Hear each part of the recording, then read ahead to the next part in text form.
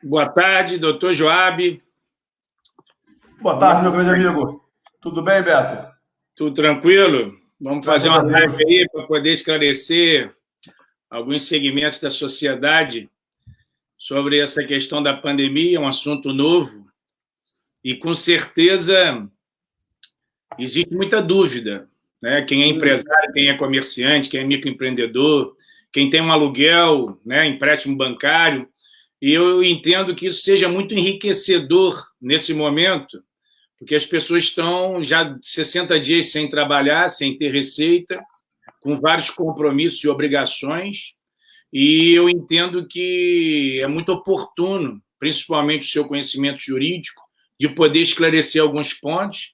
Recebemos aqui algumas perguntas, né, de internautas, mas antes de a gente começar, eu queria fazer só uma explanação sobre uma pesquisa, uma enquete que nós fizemos com 2.423 pessoas, que fala exatamente sobre favorável ou não ao funcionamento do comércio como um todo.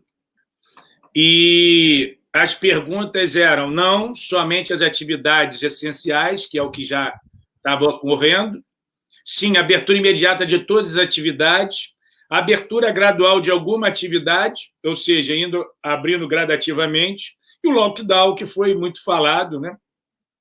E nós tivemos 42,52% dos internautas que votaram pela abertura imediata de todas as atividades, ou seja, 1.043 pessoas. 35,63%, 874 pessoas pediam a abertura gradual. 388 pessoas, 15,82%, que permanecesse como está agora em razão do risco de contaminação por parte do Covid-19. E 148 pessoas, 6,03%, queriam o lockdown. Então, aqui a gente pode entender mais ou menos como que a população hoje está tendo a visão, né?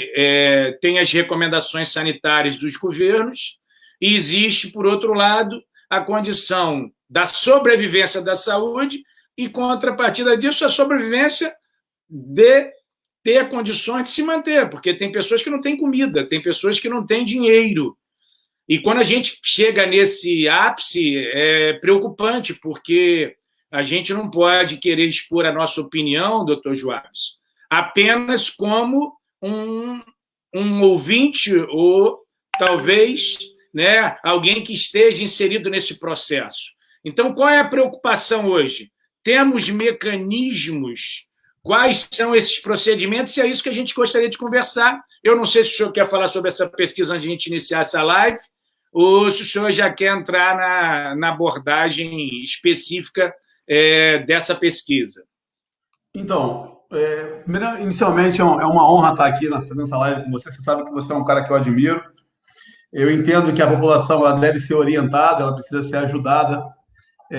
Eu queria fazer alguns comentários, mas eu vou deixar para fazer essa parte durante a live. Vou fazer esse comentário sobre o percentual das pessoas que querem reabrir os seus comércios, porque senão fica uma live muito extensa.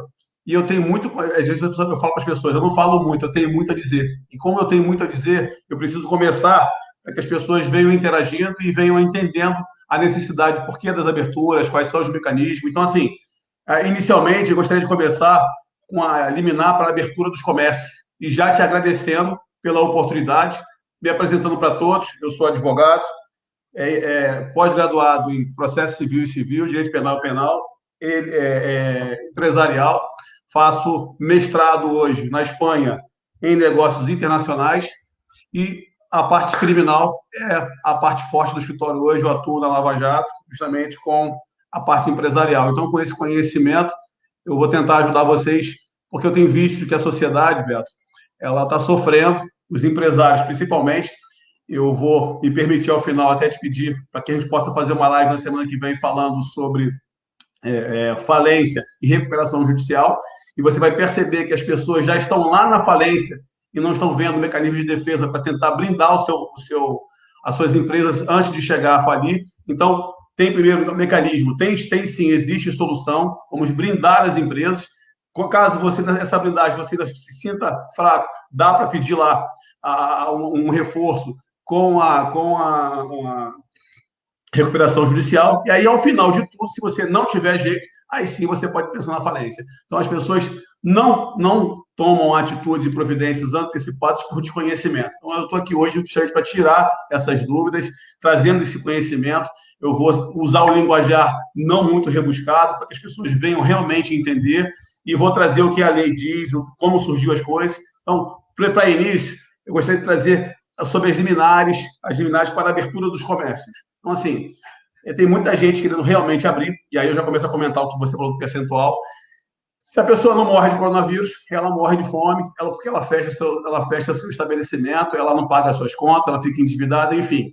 Nós sabemos todas as tragédias. Agora, quais são as soluções? O que eu posso fazer para me brindar, para poder realmente entender o que está acontecendo? Foi criado lá os serviços essenciais por certa classe, criou serviços essenciais, ou seja, alguém lá do governo falou o seguinte, essencial são esses serviços, e os outros não. Só que, assim, o que nós imaginamos hoje ser essencial? Eu pergunto a você, a maioria da população hoje está dentro de casa. Então, nós estamos hoje vendo mais televisão, usando mais a parte de internet, os computadores, telefonia celular. Aí eu tenho um problema na minha televisão, não quero trocar a televisão, minha televisão, mas eu quero fazer o reparo dela. Eu não tenho o cara que conserta a televisão porque ele não é essencial, está fechado.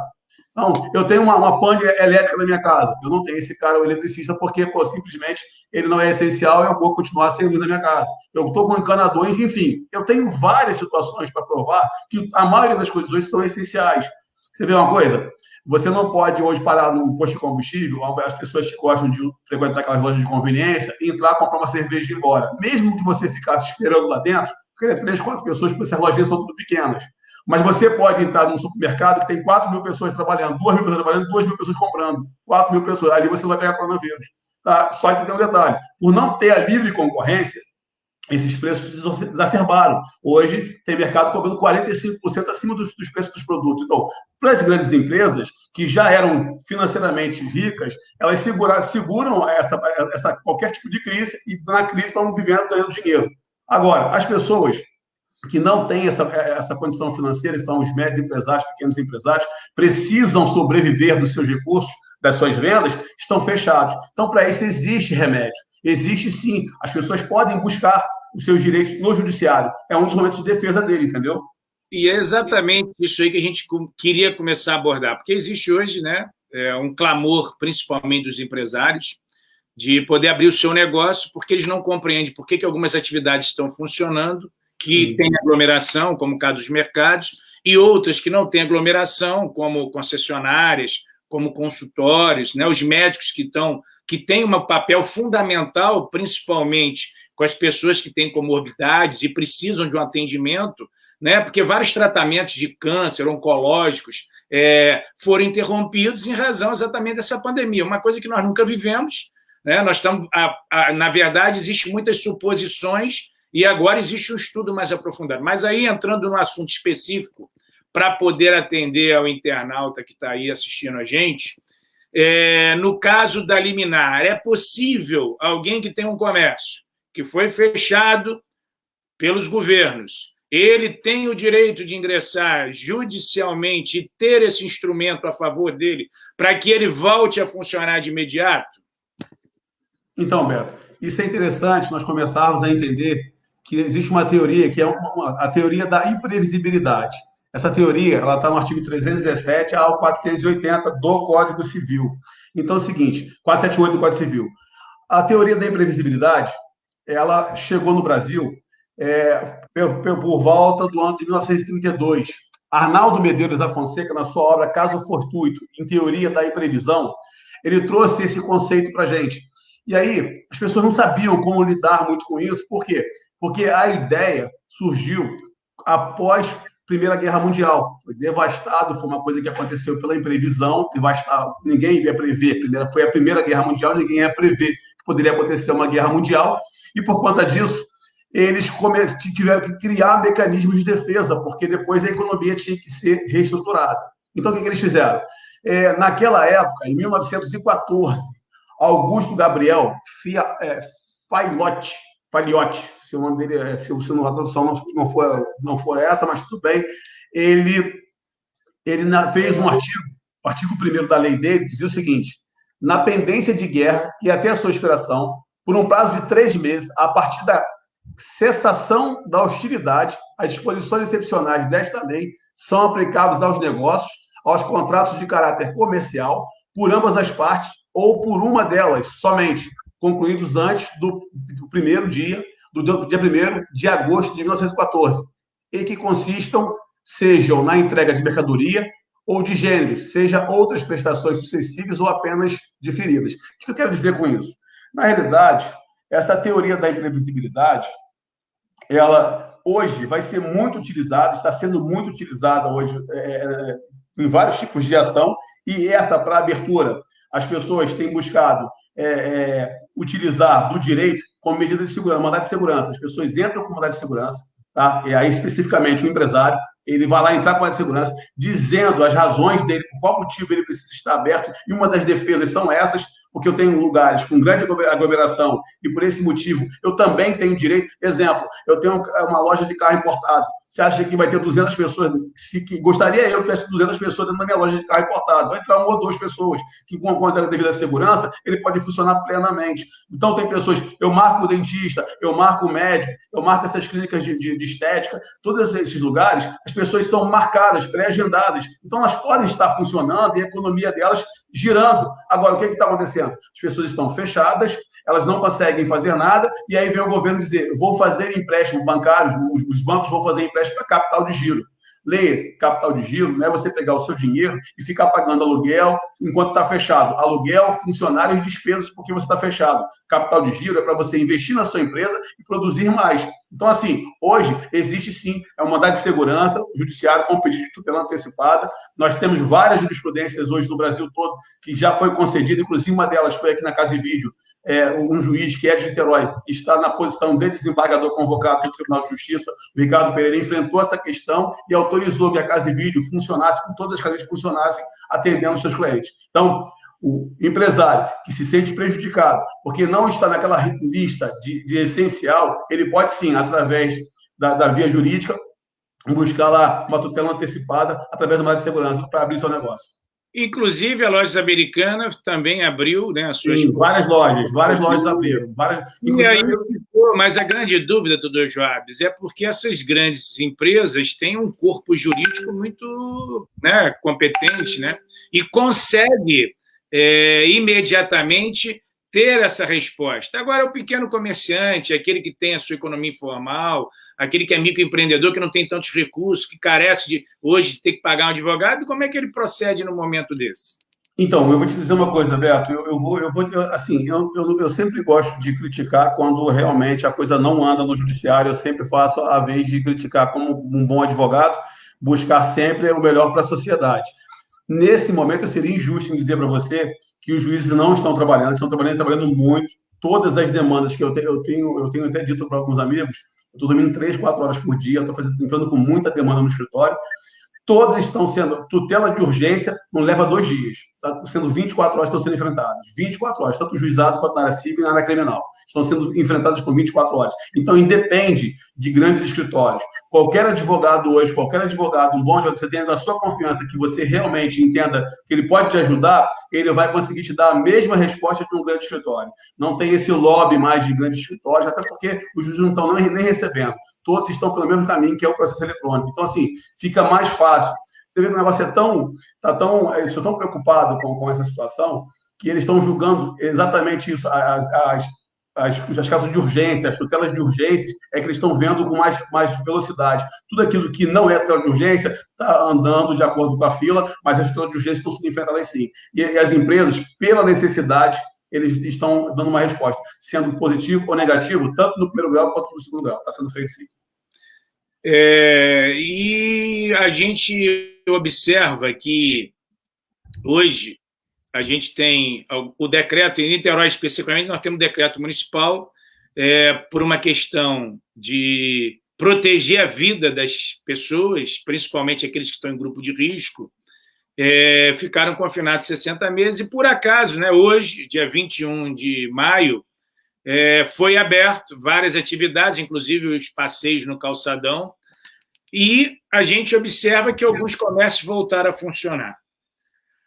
Há uma jurisprudência já pacífica nos tribunais, porque quando há essa liminar, quanto tempo se leva? Porque a preocupação é o seguinte: se eu entrar hoje, a minha atividade não está contemplada nesse decreto municipal, como que eu vou agir? Ou seja, eu sou um dentista, agora foi liberado, mas eu sou advogado, preciso trabalhar no meu escritório, atender o meu cliente. Eu sou costureira, eu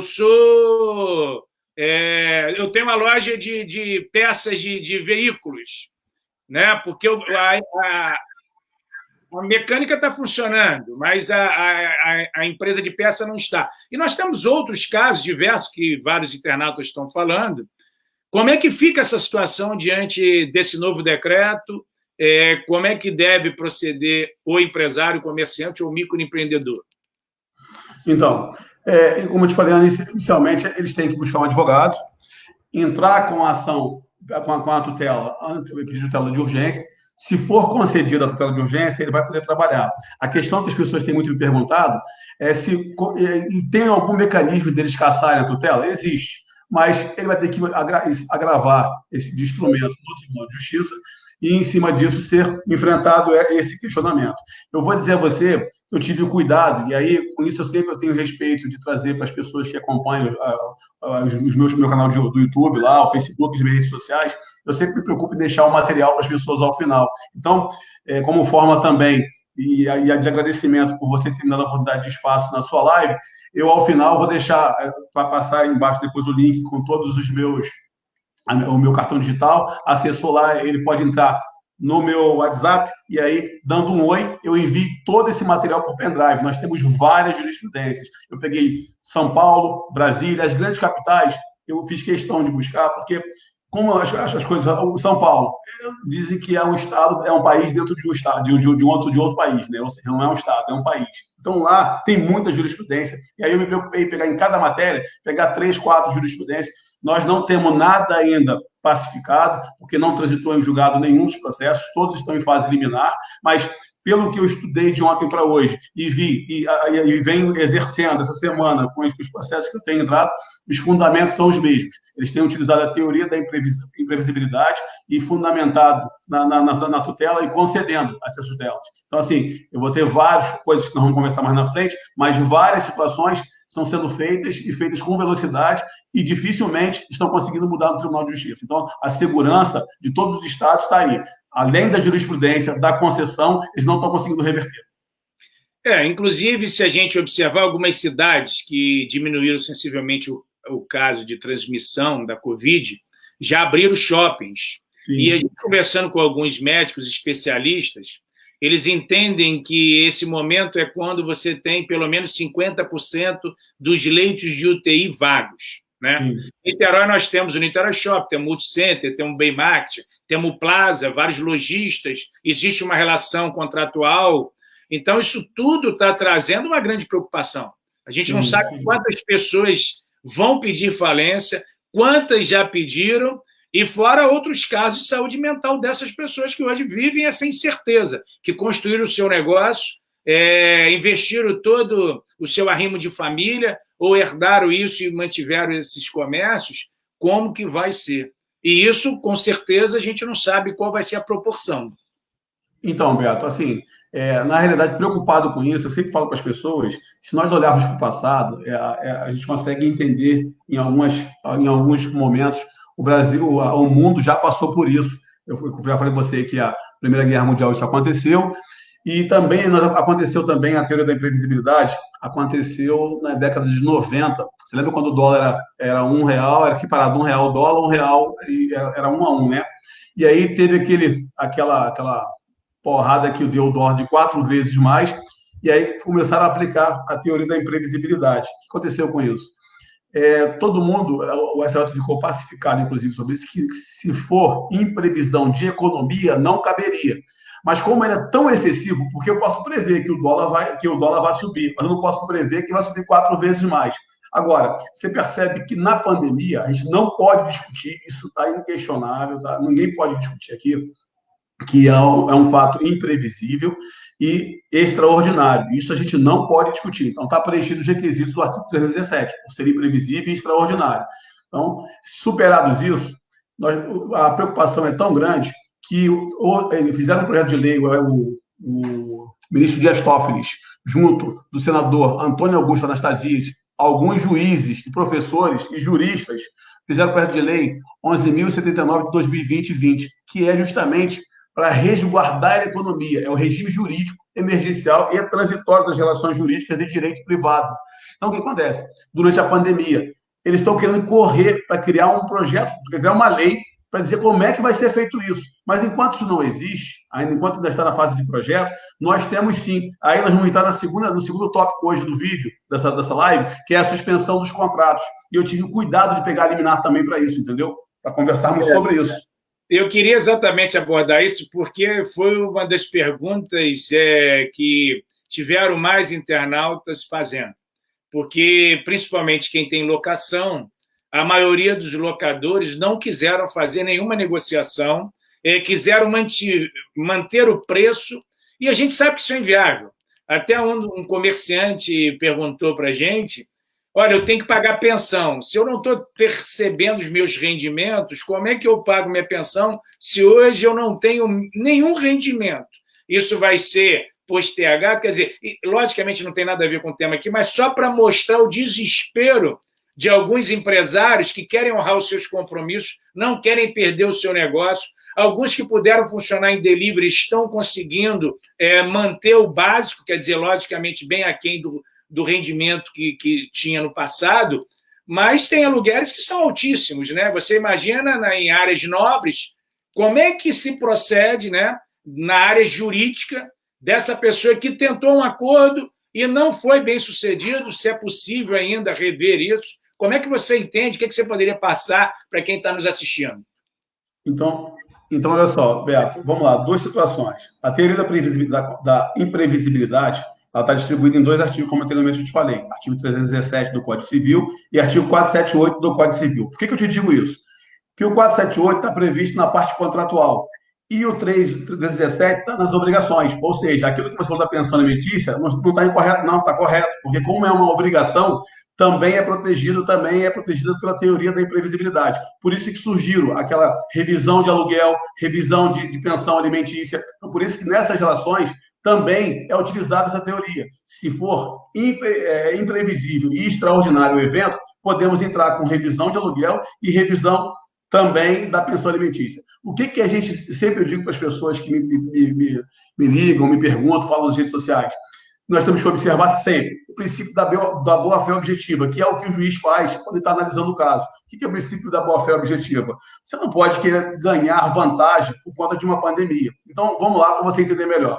Se eu vim todo mês pagando aluguel certinho, e agora, por conta desse evento, eu paro de pagar aluguel porque está fechado o meu empreendimento por conta de um decreto municipal, estadual ou até mesmo federal, eu não tenho uma fé. Então, o juiz vai virar de uma forma diferente. Agora, você imagina aquelas pessoas que já vinham devendo e agora querem se aproveitar dessa situação para dizer que não vai pagar porque não está ganhando dinheiro. É um outro caso. Então, caso a caso, vamos olhar para aquela pessoa que realmente está fechada por conta da pandemia.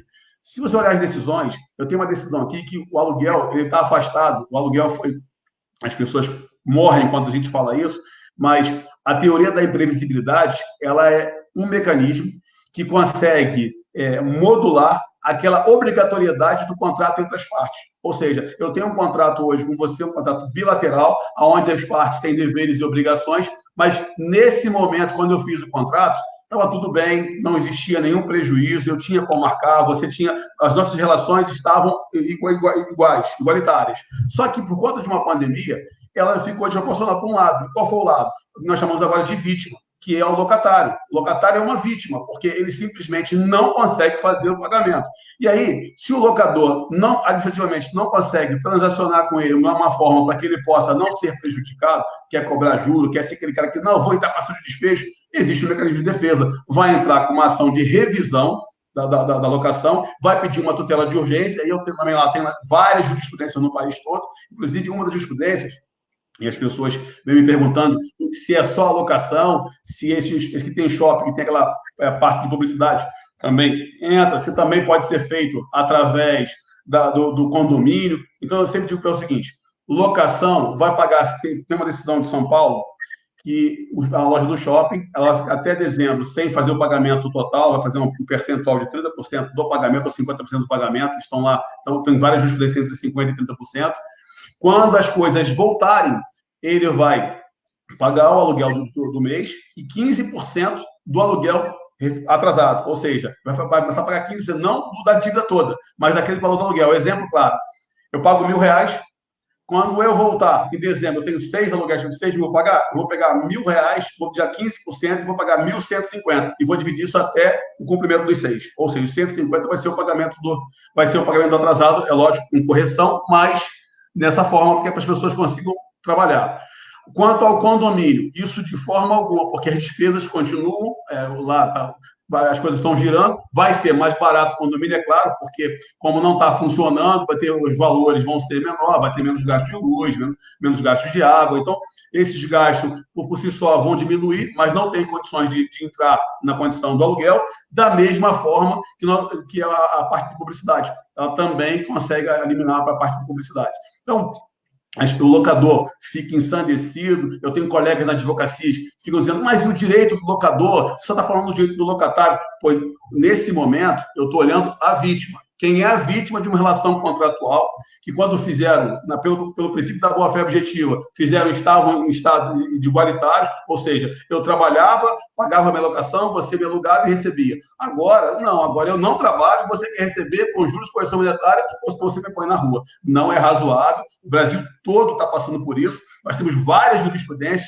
Dificilmente, hoje, numa ação de revisão, o juiz não vai conceder uma tutela e se demonstrar que na relação ficou desproporcional, ele vai realmente ter que se responsabilizar em mudar essa decisão. O juiz pode mudar essa relação. Exemplo, não vai pagar 1.000, vai pagar 500. Ele pode reduzir ou então, ao final, ainda pode modificar por ter se tornado excessivo para uma das partes. Ou resolver o contrato, ou resolver.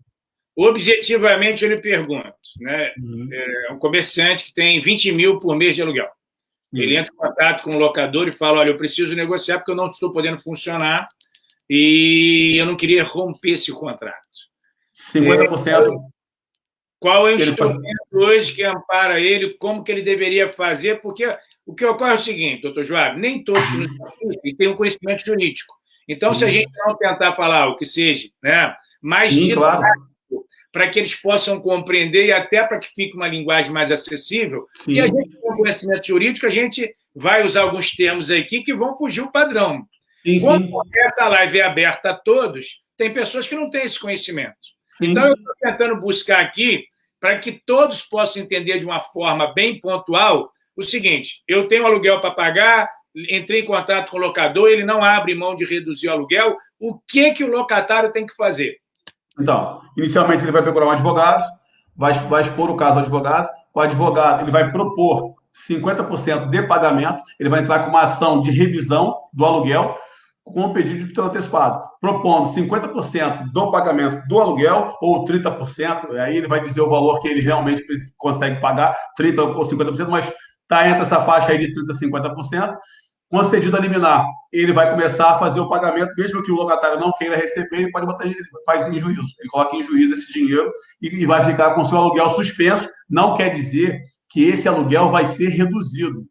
Ali vai ser uma liminar concedida a redução. Agora, se ao final do processo for concedido para o juiz entender que realmente estava oneroso demais e quiser entender e modificar a cláusula, o valor, ele pode modificar por sentença. Aí, você, além de não voltar a pagar o valor integral, vai pagar o valor que o juiz entendeu ser correto. Então, hoje, basicamente é isso. Chamar um advogado, contratar um advogado, entrar com uma ação, a ação é ação de revisão, tá? Vai ter uma ação de revisão com pedido de tutela de urgência, informando as suas condições, os motivos que levaram você a fazer aquela ação, está fechado, eu não produzo, tem tantos funcionários, a empresa vai acabar quebrando. Para preservar a empresa, por esse motivo, eu preciso dessa situação, pagar 50%, já que o meu locatário não fez.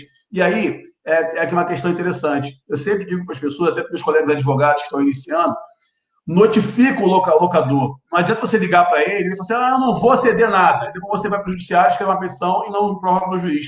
Notifica o locador, manda um e-mail para ele, notifica ele, informando que você não tem condições por estar fechado, faz essa proposta para ele, com a negativa dele, você procura um advogado e entra com a ação.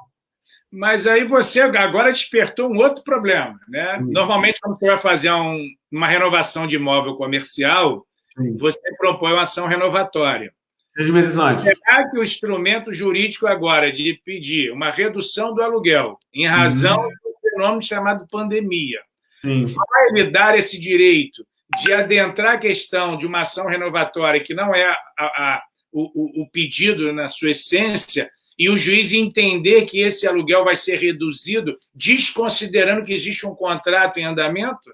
Sim, mas olha só, o que acontece? A teoria da imprevisibilidade, ela é, como eu te falei anteriormente, ele é um mecanismo que serve para barrar aquilo que você tinha de obrigação. Ou seja, eu vou poder descumprir aquela obrigação que eu tinha feito anteriormente. Por quê? Porque a economia hoje é outra. Então, eu não preciso entrar com uma renovatória. O juiz, na revisão, pelo momento atual, o juiz ele vai julgar pelo momento atual. E não, ele vai ter uma ideia do seguinte: qual foi o efeito? Quanto tempo o Brasil vai levar para se erguer? A pessoa que vai fundamentar, ela tem que dizer exatamente qual o setor que ela trabalha. É o setor de construção civil. Vai levar tanto tempo para...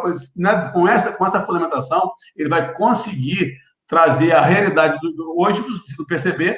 A economia da gente está... O crescimento hoje do PIB vai ficar negativo. Então, assim, a questão de termos de crescimento, o juiz consegue ver agora e consegue já trazer para dentro de uma razoabilidade agora, nesse momento. Então, assim, aquele cara que paga 50 mil de aluguel efetivamente não vai conseguir pagar após pandemia 50 mil. Isso vai ser reduzido drasticamente. Então, o juiz, dentro de uma razoabilidade, vai ver dentro do mercado como é que vão se assentar os aluguéis, porque vai crescer muito a oferta e aí vai equiparar os valores. Agora eu pergunto uma situação dentro da razoabilidade. Esse locador ele não concordou, o locatário percebe que não tem mais rendimento, porque ele não pode funcionar, e ele quer pedir essa rescisão contratual para não deixar o seu nome sujo. Então, como que seria encarado, já que existe um contrato vigente, para que ele pudesse romper esse contrato, para que ele não tenha mais um passivo à frente, porque vamos supor que ele tem lá 48 meses de aluguel, está no 24º mês, tem mais 24 aluguéis para pagar, mas ele percebe que não dá mais. Infelizmente, ele recorreu, tentou, mas já estava uma situação difícil e ele hoje precisa romper esse contrato. Qual seria o caminho mais adequado para que ele pudesse não sofrer o dano e ficar inadimplente? Então, agora nós vamos entrar para uma teoria, a teoria da onerosidade excessiva. Se uma das partes ficar desproporcional para uma das partes do contrato, ela pode resolver o contrato sem culpa. E aí, o Código Civil é bem claro quanto a isso. O que o Código Civil entende hoje? Se eu digo para o meu locador que eu quero entregar o imóvel para ele, porque por não culpa minha aconteceu a pandemia, e aí eu não vou pagar, não vou ser responsabilizado em pagar perdas e danos, não vou ser responsabilizado em pagar multa, pelo motivo da imprevisão. Agora, a teoria da onerosidade diz o seguinte: no artigo 479, se o locador não quiser rescindir o contrato, quiser evitar essa rescisão, Beto, ele vai precisar fazer o seguinte: ele vai precisar adequar ao momento. Ele vai dizer o seguinte: eu chamo lá o locatário e falo, cara, olha só, eu não quero perder você como meu locatário, não quero perder o contrato, aquilo que custava hoje para você 50 mil por mês, eu vou te cobrar aí 25 mil. Então, se eu faço dessa forma, o juiz, na hora de enfrentar, ele, no lugar de resolver o contrato, ele bota 25 mil. Agora, se eu não tenho mais condições nenhuma mesmo financeiramente, ele vai rescindir o contrato e eu não tenho que pagar multa. Porque não é por culpa minha, não tem culpa. Então, sempre, por não existir culpa, eu não tenho que pagar. Eu não tenho que fazer nenhum pagamento adicional. E os contratos que ele tem, por exemplo, ele tem com telefonia, ele tem internet, ele tem uma série de serviços que ele contratou e ele está impossibilitado de poder honrar esses compromissos. Como é que se procede perante as concessionárias na questão da luz, da água? A gente sabe que houve uma lei proibindo os cortes, mas, inevitavelmente, essas contas virão no futuro próximo. sendo que esses imóveis não estão sendo utilizados, mas tem uma taxa mínima. Eu não consigo compreender, e muitos têm perguntado, como é que eles vão fazer? Eles não estão utilizando o seu imóvel, ele está fechado. Né? Não é o caso de quem é delivery. Quem tem uma loja de roupa, por exemplo, ele não pode acessar a sua loja. Então, ele não teve a isenção de ISS, ele não teve a isenção de COFINS, de PIS, ele não teve, né? Se for microempreendedor individual, ele tem lá o Simples Nacional, ele tem que pagar a conta de luz mesmo sem estar usando a luz, ele tem que pagar a conta de telefone, de água. Como é que fica nesse contexto esse comerciante que está desesperado porque ele já está vendo, não vê uma luz no final do túnel? O que você diria para esse comerciante hoje? Então, Beto, primeiro eu vou te dizer o seguinte: nós temos que interpretar a coisa de maneira diferente. Nós temos que saber o que é suspensão e isenção. Porque tem muita gente que me ligou e falou o seguinte: vai ter a suspensão dessas contas. Suspensão não é isenção, como você bem falou. Na frente você vai ter que pagar. Agora, a pessoa que está pagando lá a taxa mínima, está com o imóvel vazio e está pagando só a taxa de iluminação, ela já não está pagando o consumo de energia, ela não está gerando consumo ali, ela não está gastando para poder pagar. Ela está pagando uma taxa de energia que é obrigatória. Toda unidade, ela obrigatoriamente vai contribuir com uma taxa mínima, que é a taxa de iluminação pública. Para ele não pagar isso, ele teria que retirar o relógio, ele deveria deixar de ser cliente dessa concessionária e ficar com o seu relógio fora. Se ele estiver com o relógio lá, infelizmente, isso não está suspenso e nem isento. Mas também não, o que vai acontecer? Ele, em algum momento, vai ser cobrado, porque isso, na verdade, é um imposto de iluminação e não de consumo. Ele não está consumindo nada. Quem não estiver consumindo nada, não, você vai ver lá, consumo, zero, taxa de iluminação, publicidade. Isso está separado na conta. Agora, uma coisa que é interessante de falar é quanto às prestações atrasadas de automóvel, que você tem me ligado muito, de casa, estão me ligando também de contratos de empréstimo bancário. Eu também tive o cuidado de pegar a jurisprudência e colocar lá o seguinte: essa jurisprudência, ela diz o seguinte: um restaurante, antes da pandemia, tinha X de faturamento. Ela foi lá e fez um empréstimo para poder fazer um capital de giro, para poder alavancar o seu restaurante. Foi surpreendido 2 meses depois pela pandemia. O que eles fizeram? Entraram em contato com o banco e pediram a suspensão do contrato. Quero suspender o meu contrato de prestação contínua porque eu não estou tendo renda nenhuma. Eles negaram, ele entrou em juízo, ele entrou com a ação em juízo, uma ação de obrigação de fazer, pedido de tutela antecipado, e com essa ação, o juiz determinou que o contrato bancário, tá, fique suspenso durante 3 meses, sem juros e correção monetária. Ou seja, daqui a 3 meses ele volta a pagar sem juros e correção monetária e vai ser parcelado essa suspensão, joga para o final ou parcela entre elas. Então, assim, o que eu preciso que você passar para as pessoas que estão passando por esse momento? Antes de se desesperarem, vou perder meu carro, porque se você não paga, está com 3 parcelas atrasadas, o plantão está funcionando, ele pode entrar com uma medida de urgência, tá? Pedindo a busca da apreensão do seu carro? Pode. Mas você também pode se antecipar e entrar pedindo a suspensão do contrato, porque você está em época de pandemia, justificando que você não tem como pagar. Neste momento, ele vai suspender, você não paga juros e não tem correção monetária. Aí você tem isso para sua casa, você tem isso para o automóvel, você tem isso para o contrato bancário, ou seja, contratos que as coisas precisam, todo mês você precisa pagar. Você pode suspender o contrato. Por isso que eu falo que o empresário, antes dele decretar a falência, ele tem que usar os mecanismos de defesa. Procura um advogado, vá lá, utilize-se das suas defesas. Depois que fizer toda a defesa, aí sim ele vai, não tem mais jeito, vamos pensar na recuperação judicial, que é um outro tema para um outro dia. O Paulo Roberto está perguntando aqui na nossa live as prestações que atrasaram no período da pandemia, não anterior, né? Pode pedir, pode ser feito. Como que ele procede para que ele não tenha que pagar esses encargos? Porque muita gente deixou de pagar as suas prestações porque não tem como receber, né? Então, a pessoa precisa pagar a prestação do carro, precisa pagar a conta de luz, enfim. Em algum momento isso vai ter que ser pago. Vai ter um parcelamento futuro, como é que vai ser essa condição? Ele vai pagar, vai parcelar, como você disse, no caso dos aluguéis, vai vir uma decisão, porque a gente depende também do Congresso Nacional de aprovar algumas medidas quando se fala em relação à União, né? Os tributos, o Simples Nacional, por exemplo. Já a Prefeitura e ISS, a Prefeitura de Niterói aqui, ela sobrestou, ou seja, ela fez um diferimento para pagar lá na frente. Mas se você não está funcionando, você tem 0 de ISS, porque você está fechado, imposto sobre serviço. Então, existe hoje uma dúvida muito grande de como que ele vai se portar diante daquilo que ele não pagou, que ele deveria ter pago. Ele tem a preocupação, ele não está agindo de má fé, ele é uma pessoa de boa fé, está querendo quitar, só que, infelizmente, ele não tem hoje proventos, ele não tem receita para que ele possa quitar esse compromisso.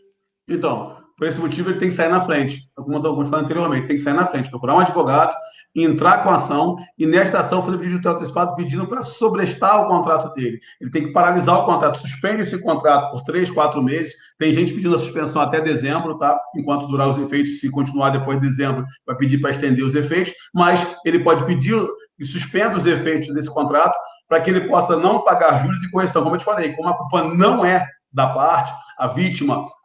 Por que eu falo vítima? Porque nós temos ali o contratante e o contratado.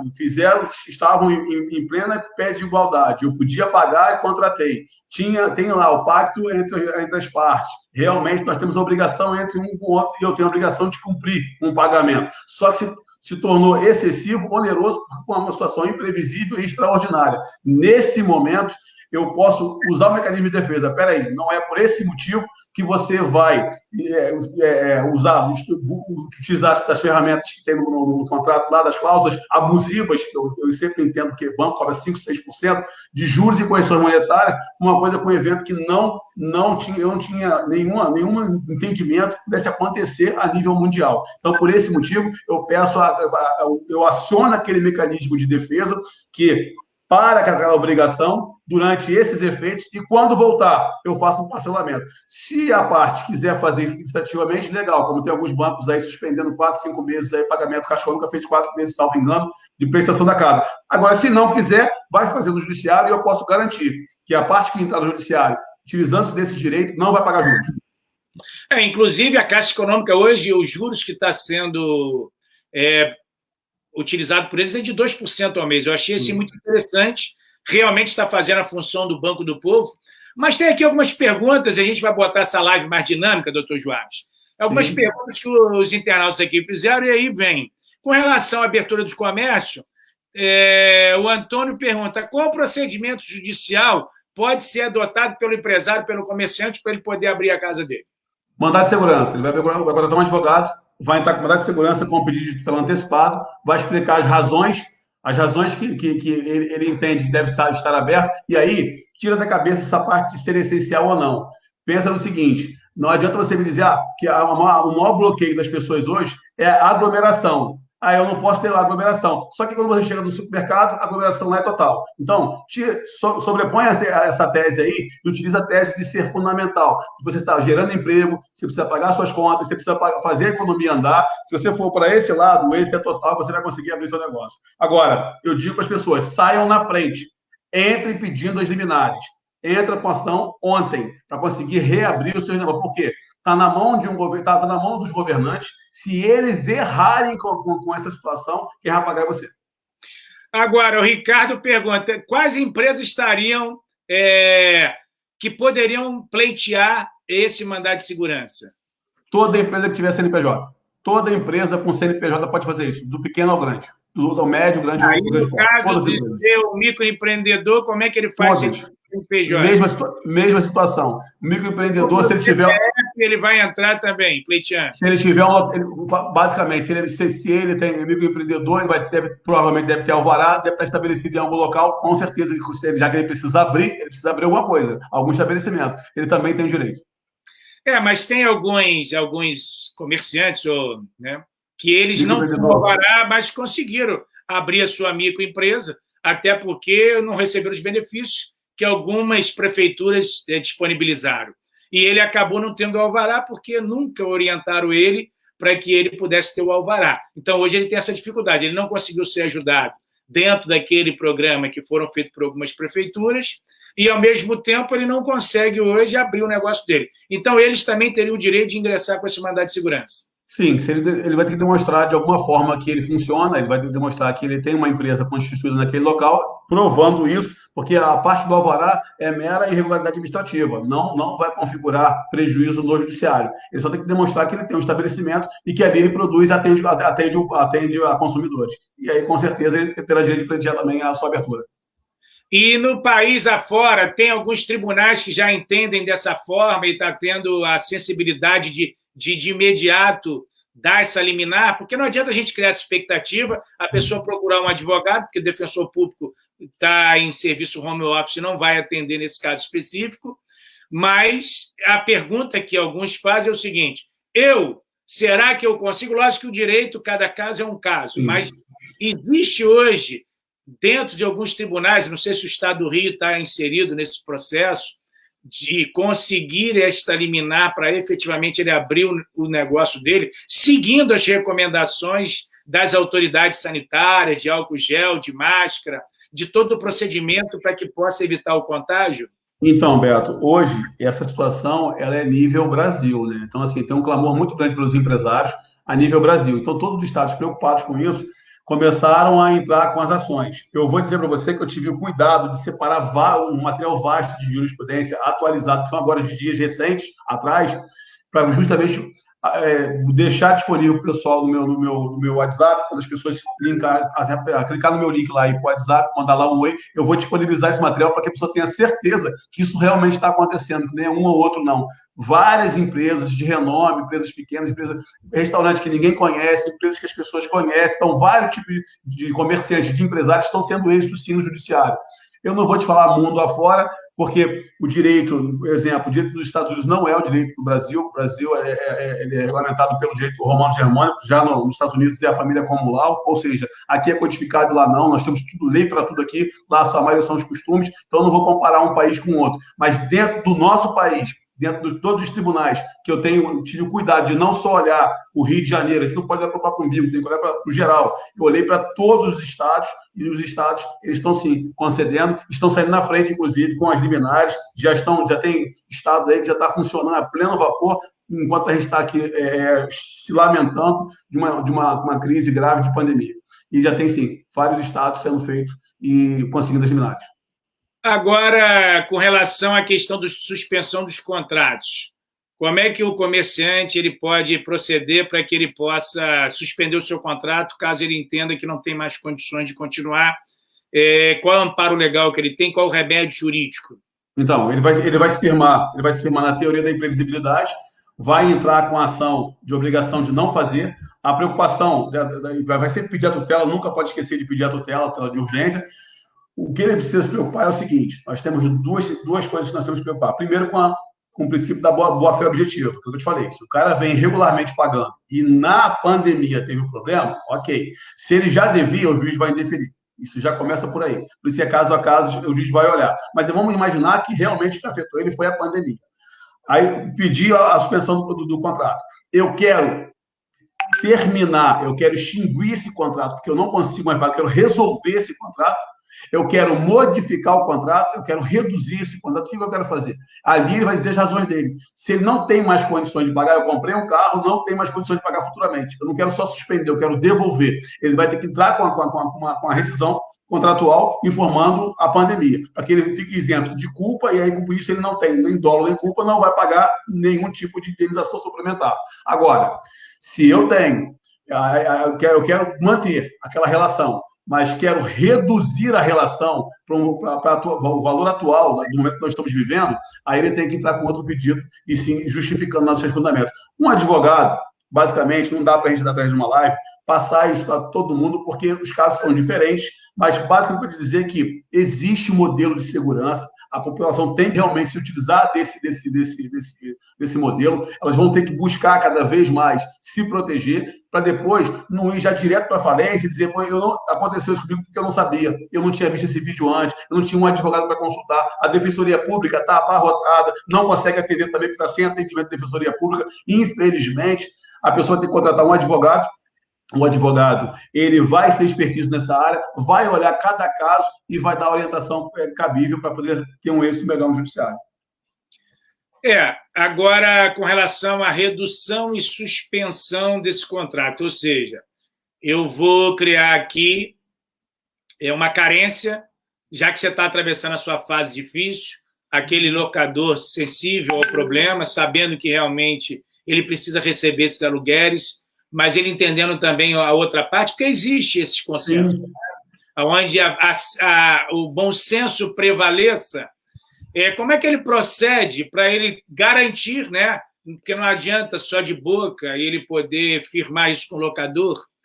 Qual o documento hábil, qual o instrumento que ele poderia fazer nesse momento para que o locador desse a ele um documento dizendo o seguinte, enquanto perdurar a pandemia, eu vou cobrar 30%, eu vou suspender o contrato aqui, não vai ter esse ônus, para que não haja um desequilíbrio. Porque a grande preocupação, doutor Joab, não é a gente só olhar a questão nua e crua e não ter a sensibilidade daquele cidadão que sempre honrou com seus compromissos, que foi uma pessoa que lutou a vida toda, e hoje ele está vivendo essa expectativa de não saber quando nós terminaremos com a pandemia.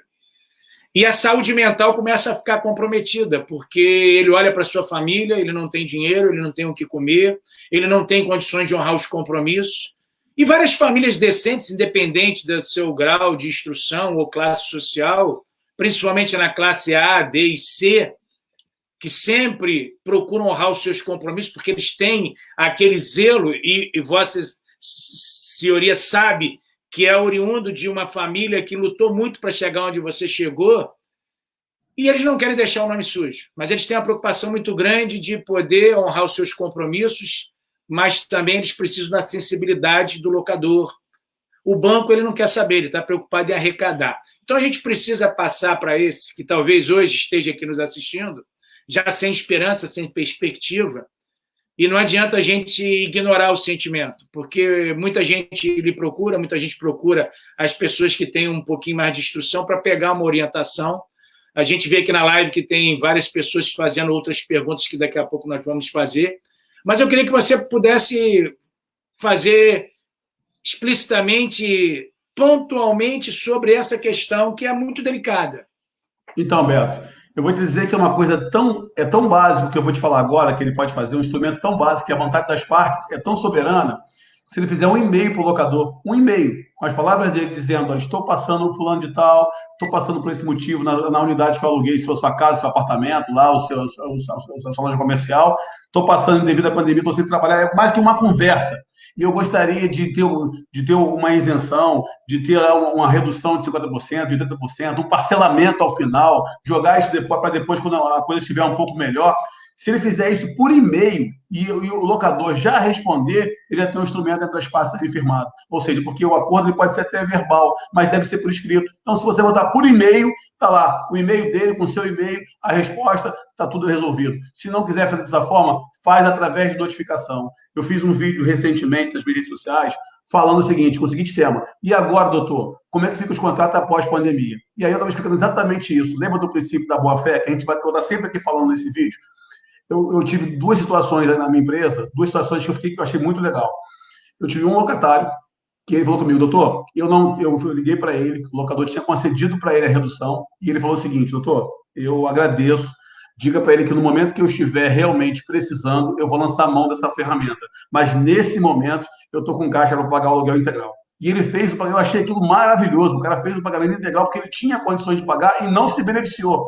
Agora, em contrapartida, eu tive um outro caso que o locatário me contratou para eu entrar na justiça contra o locador, porque o cara não cedeu para ele, ele achava que o cara era totalmente intransigente.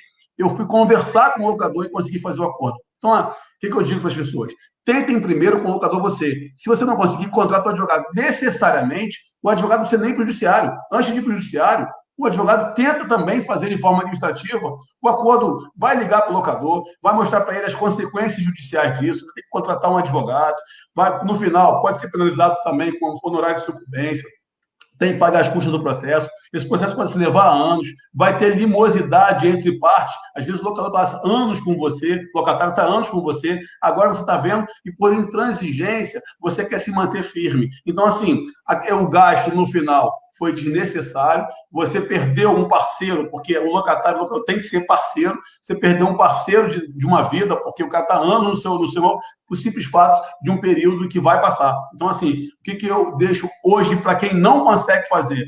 Se você quiser hoje utilizar do direito, faça. Se não tiver como resolver administrativamente, ou você, ou seu advogado, ou quem você acha que possa te ajudar. Agora, normalmente, o advogado usa o termo jurídico correto, vai utilizar lá com o locador, mostrando, não é coagindo ninguém, vou para a justiça, vai lá buscar seus direitos. Isso é grosseria.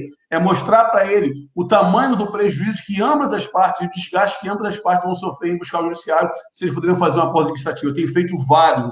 Eu não posso aqui citar o nome de lojas, são lojas grandes, eu fiz uma rede agora, 40 lojas, tive que entrar com alguns locadores para conversar e conseguir êxito que o meu cliente não conseguia, porque era português, muito bravo, ele dizia que não ia pagar, e o cara achando que o português tinha dinheiro, que estava escondendo. Então, assim, eu tive que entrar e eu acabei resolvendo. Então, eu acho que se a pessoa que estiver disposta a resolver e realmente manter o seu negócio, vai com transparência, se reveste do princípio da boa-fé objetiva. Olha só, eu tenho como pagar? Eu vou pagar. Eu não tenho como pagar? Você tem até argumentos para dizer para ele, ó, enquanto eu pude pagar a pandemia, paguei um mês, paguei 2 meses, vai durar mais tempo, agora eu não tenho condições, eu vou te pedir. O cara vai te olhar diferente. E da mesma forma que o locador não consegue enxergar que é um bom locatário, que nunca trouxe nenhum prejuízo, que é interesse dele ajudar esse locatário a sobreviver para que ele possa manter a relação entre os dois, se isso não acontecer, aí é o judiciário, infelizmente. Aqui, vários internautas aqui fazendo perguntas, assistindo, parabenizando a sua explanação. E vem aquela pergunta que muitos hoje têm a grande preocupação. Eu tenho uma prestação, comprei um carro, comprei uma casa, eu tenho uma casa de praia, eu comprei o meu comércio, estou pagando as prestações. Você já abordou esse tema pontualmente para o comerciante, para o empresário. Só que ele também comprou, né? Ele investiu no seu negócio. E como é que ele faz, principalmente, para poder honrar esses compromissos?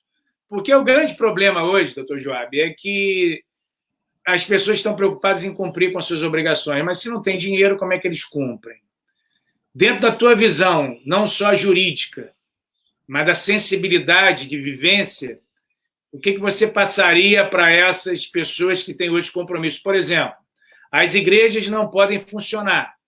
Elas estão proibidas de abrir os seus templos porque existe aglomeração. E elas têm aluguéis a pagar. Como que fica essa situação? Porque existe a preocupação. E as pessoas, elas olham só pelo lado pejorativo. Eu não quero entrar nesse mérito, né, da função de cada atividade. Mas se existe um contrato comercial, ele precisa ser cumprido. Você já explicou, já fez todo o embasamento jurídico. Mas essas pessoas, elas estão aflitas porque essa bola de neve ela vai crescendo. Vai chegar um momento que, independente de acordo, ela não tem mais condições de suportar. Como que você hoje procederia? O que você orientaria quem está nos assistindo para que eles pudessem, né, poder enxergar um horizonte, né, uma luz no final do túnel? Então, Beto, primeiro eu vou te dizer uma coisa assim, vamos desmistificar que só empresário e comerciante tem direito. A live hoje é para falar com os empresários e comerciantes, mas também todos somos consumidores. Então, aquele cara que comprou o carro, ele é consumidor, e ele está na mesma situação e quer saber como é que vai se defender.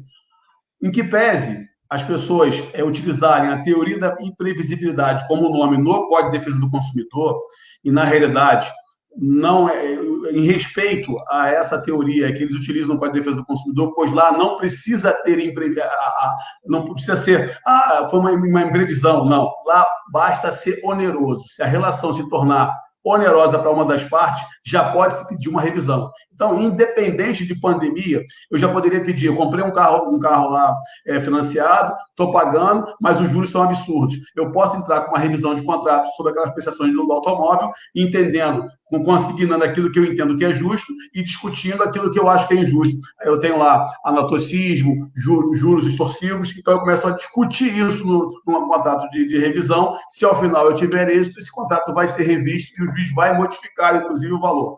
Então, essa defesa do consumidor, ela é mais abrangente do que a teoria da previsão para o empresário e para o comerciante. Por quê? Porque aqui eu preciso de duas situações. Tem que ser imprevisível e extraordinário. Já no CDC, não. Tem que ser só oneroso. Se onerar uma das partes, chega a ponto de ficar desigual, eu posso, nesse momento, já fazer a revisão. Então, aquele que estiver nos ouvindo, estiver lá, agora eu sou consumidor, eu comprei meu carro, eu comprei minha casa, não estou na qualidade de empresário nem de comerciante. Eu posso me defender? Pode. Código de Defesa do Consumidor, ação de revisão neles. E entra com a tutela. Vai conseguir resolver. A Silva Caldas, ela está exatamente falando sobre isso. As pessoas são idôneas, né? Aí eu comprei um carro, pago R$500 de prestação. Sim. E foi calculado os juros em 48 vezes. Como que eu faço? Eu teria condições hoje de entrar com uma revisional pedindo que, de acordo com a nova realidade que nós estamos vivendo, esse juro seja alterado, ou seja, diminuir o número de prestações ou o valor dos juros. Como é que ele procederia? Cabe, nesse momento, esse remédio jurídico ou vai ter que aguardar, ele fica pagando? Como que ele procede nessa questão? Seja na casa própria, seja no imóvel. Isso quer dizer, em tudo que ele comprou na relação de consumo, que ele tem um juro já embutido ali no negócio. Então, já caberia, por ser consumidor, já caberia antes da pandemia, já caberia a revisão de contrato por ter sido tornado oneroso. Já caberia ali. A única diferença é que agora, na pandemia, ele vai com muito mais força. Por quê? Porque antes da pandemia, ele entra com a revisão, mas pelo princípio da boa-fé, ele paga aquilo que ele entende. Então, exemplo, eu compro um carro para pagar R$500 de prestação. E entendo lá que a prestação está muito onerada, que o time está pagando 400. Eu tenho que consignar 400 e discutir sobre 100. Esse vai ser um controverso. Agora, durante a pandemia, eu vou entrar com a mesma ação e vou pedir a suspensão do contrato, para não pagar nada, nem o que eu entendo nesse momento. Por quê? Porque eu não tenho condição de pagar. Eu não posso perder o bem, eu não posso ser penalizado. Ao final, aí, se a empresa, o banco, entender que ele precisa salvar aquele contrato, ele vai usar a regra do 479 do Código Civil. O que ele vai dizer? Olha, você devia em 24, eu vou botar em 48, você devia em 12, eu vou botar em 36, eu vou aumentar as suas parcelas, vou pegar essas parcelas agora, 3, 4 parcelas, não vou deixar de receber. Eu vou suspender agora, vou pegar essas parcelas, jogo para o final do contrato. Então, isso aí, se ele quiser salvar. Se ele não quiser, ou o juiz modifica, ou ele pode reincidir o contrato. E sem culpa da parte. Aí tem a pergunta aqui do Rodolfo, ele fala o seguinte, eu pago a casa própria, Sim. Estou desempregado, como é que eu fico para poder esse contrato, qual seria a solução? Logicamente, ele vai ter que assumir algum ônus, mas como é que ele, nesse momento, porque hoje muita gente está sendo mandada embora, né? Várias empresas estão demitindo em massa em razão de ter reduzido sensivelmente o seu quadro. Como é que essas pessoas que assumiram o compromisso, acreditando que tinham uma estabilidade, mesmo que temporária, porque eram bons funcionários, mas a empresa ela não está preocupada se você é um bom funcionário. Ela chega um momento que ela vai fazer o quê? Redução de custo. Só que isso afeta a vida das pessoas. E essas pessoas acreditaram que estariam numa estabilidade, entre aspas, por serem bons funcionários, cumpridores, né? E, de repente, eles são surpreendidos porque uma pandemia parou o planeta, não parou o Brasil, né? Parou o planeta. Como que essas pessoas deveriam... Porque tem muita gente desesperada, as pessoas aqui, talvez elas fiquem inibidas em perguntar, mas esse é o momento esclarecedor. Porque quando alguém pergunta aqui na live, a gente está mais aqui para tentar orientar, para tentar trazer uma calma, uma tranquilidade, porque é duro, um chefe de família que tem 2 filhos, que tem uma casa para manter, uma série de compromissos, de repente ele ficou sem chão. Ele parou de trabalhar forçosamente e ele não deu causa a isso. Quer dizer, existe uma reparação, quem vai pagar essa conta? Alguém vai ter que pagar essa conta. E aí eu pergunto, doutor Joabes, como fazer?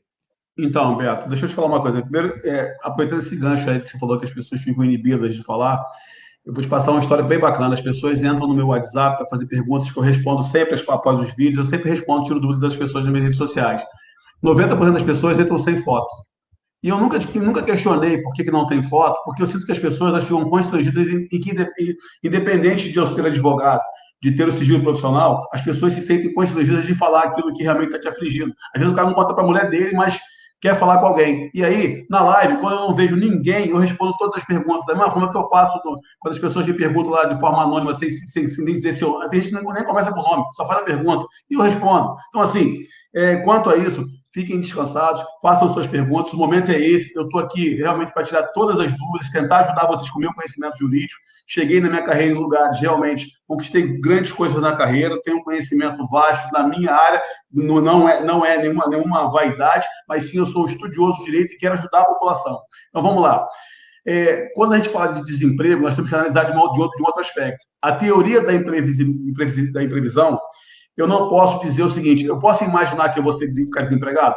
Posso. Então, eu não posso lançar mão dessa defesa utilizando desta maneira, que eu fiquei desempregado.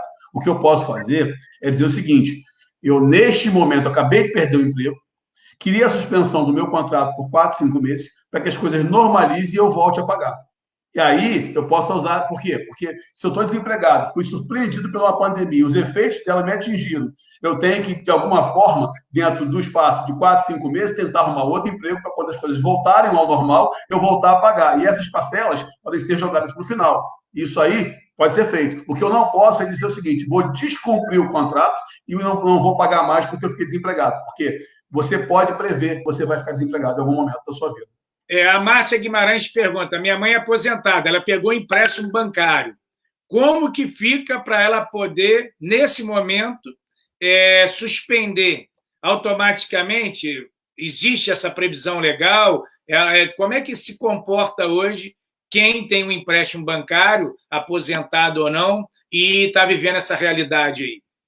Então, inicialmente nós temos que fazer aquela análise que eu te falei. Ela vai ter que simplesmente saber qual foi o momento que ela pegou o empréstimo. Ela pegou durante a pandemia ou antes da pandemia, antes de saber que essas coisas iam acontecer dessa forma. Porque se foi antes, ela vai poder usar o mecanismo de defesa, ela vai poder simplesmente entrar com uma ação de obrigação de fazer, pedindo a suspensão, dizendo que é uma pessoa idosa e que, por motivos, eu não sei se ela recebe, porque ela pode ser aposentada, se ela é aposentada e fez o empréstimo em cima da sua aposentadoria, ela, nesse momento, não vai poder suspender o empréstimo. Por quê? Porque o salário dela continua entrando. Ela vai ter que demonstrar que ela não tem condições de pagar, porque mudou.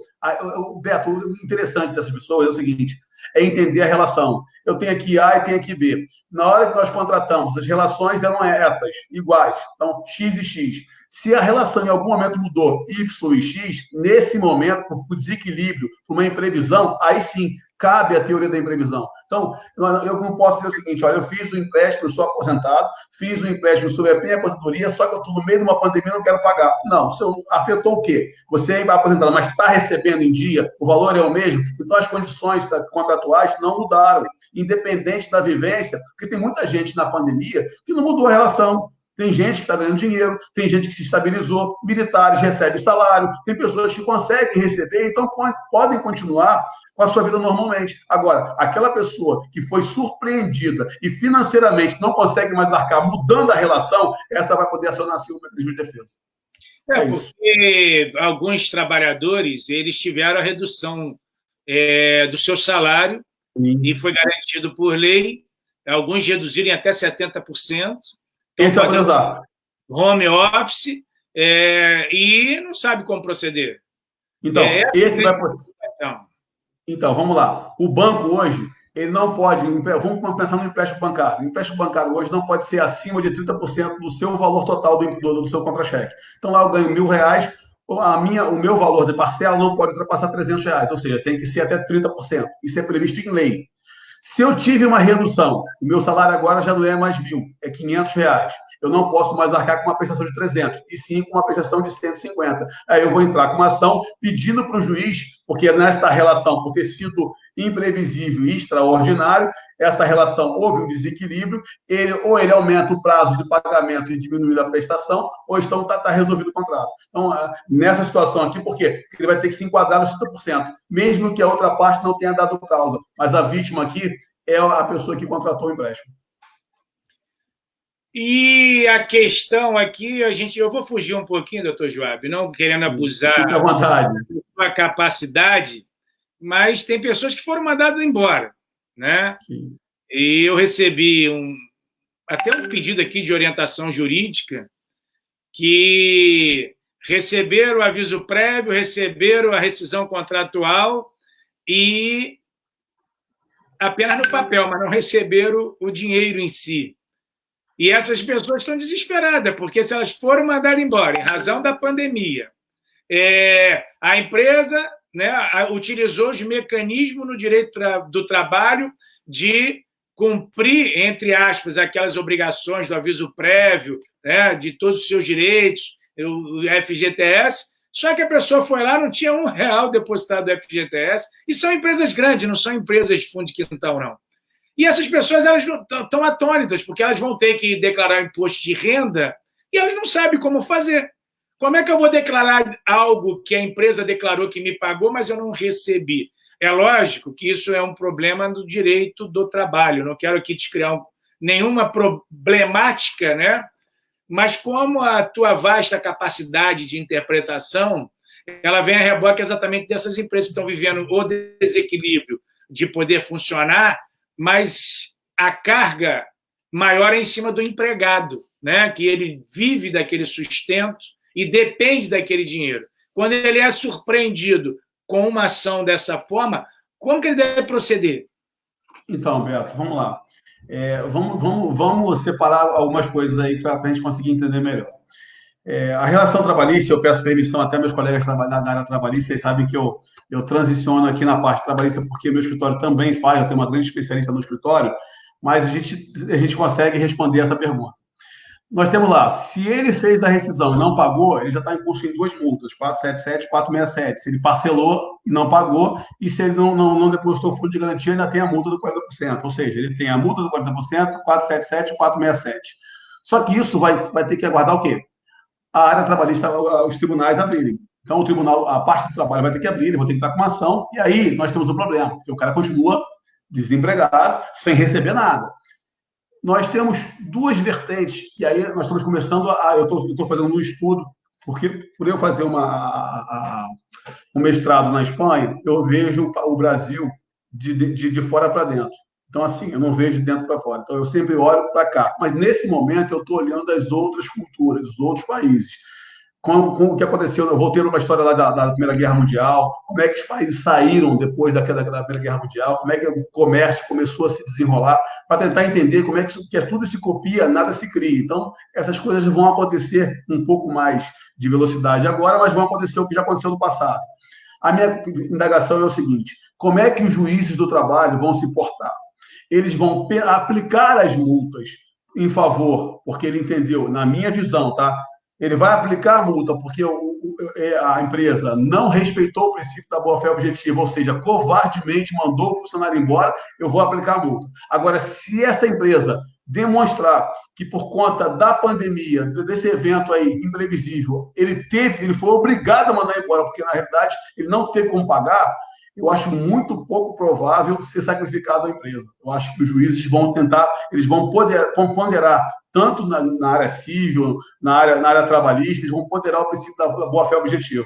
Se o empresário demonstrar que não fez o pagamento, porque para ele também foi um evento danoso, que ele não tinha condições, e isso é fácil, através de balanço, ele pode demonstrar isso, balancete da sua receita, demonstrar que foi surpreendido e que não teve receita para pagar, e aí com isso ele afasta todas as dano moral, afasta todas as penalidades, ou o juiz vai interpretar, vai lá olhar, isso aí eu estou te dizendo na base já de experiência, ele vai olhar se você tinha toda a condição e fez covardemente desta forma, e aí simplesmente ele vai aplicar todas as multas, 477, 467, dano moral, 40% do fundo de garantia, tudo isso. Que a ideia, Beto, na minha visão, é o seguinte: quando tudo isso passar, a parte do direito, os direitos já é tumultuado. Nós vamos ficar com um engarrafamento muito grande. Por quê? Olha como é que vai ficar tumultuado o direito. Tudo se resolve na justiça. As pessoas vão dizer o seguinte: eu pago um plano de saúde, esse plano de saúde não está fazendo o meu exame, mas eu estou pagando o mesmo valor. Aí ele alega que é pandemia, mas ele me cobra, não paga o exame, mas ele me cobra o valor. O tio lá da van que leva teu filho para o colégio, mas teu filho não está indo para o colégio, mas ele também quer receber. Então, o cara que foi mandado embora que não recebeu. O cara da locação que o cara quer despejar. O cara da venda do carro que não pagou o carro. Então, se você olhar, tudo envolve o direito. Você fazer um sinal para o ônibus, você já começou a contratar o serviço daquele cara que está no ônibus. Então, é o seguinte: hoje você não vive sem o direito.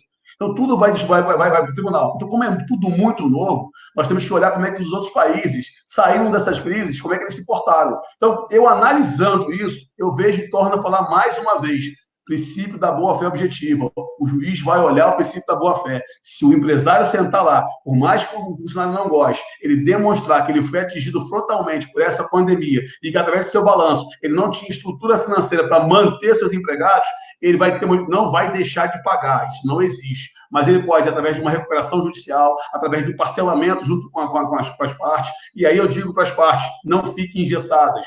Nesse momento, se o empregador te oferecer um parcelamento, é a melhor solução. Recebe mais rápido, faça um acordo justo, também não é qualquer valor, faça o valor que você realmente trabalhou, você tem direito de receber o seu dinheiro, mas que você consiga solucionar sem o judiciário, que vai ser uma caixa de surpresa. Na minha visão, eles vão olhar o tempo todo para da boa-fé objetiva. Tinha condições, não pagou? Condenado. Tinha condições, não tinha condições, não pagou. Vamos refrescar aqui, vamos colocar o valor que é devido e passar isso para frente. Doutor Joab, aproveitando esse gancho, eu vou fazer aqui veio mais uma pergunta do Paulo Roberto, e a gente observa, antes de fazer a pergunta do Paulo Roberto, eu vou fazer aqui uma abordagem que todos nós percebemos. Você vai no mercado hoje, os preços estão abusivos, né? O feijão chegou a R$ 8, o leite foi para R$ 5, e eu vejo se é o atravessador ou o empresário como um todo, não está respeitando o momento que nós estamos vivendo, não existe a sensibilidade de ganhar o seu dinheiro, de fazer a sua produção, mas de respeitar, porque é uma afronta você chegar no mercado e ver preços, principalmente da cesta básica, que são gêneros de primeira necessidade, com preços exorbitantes. Isso, para mim, é crime. Isso deveria ser alvo de uma ação governamental para...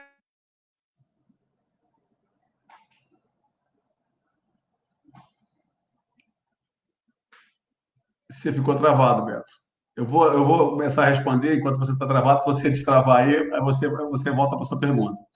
A questão é a seguinte: na realidade, nós vamos voltar para aquela situação dos empresários estarem fechados. Então, enquanto tiver os comércios fechados, enquanto nós estivermos nessa situação, a livre concorrência ela paralisa e fica.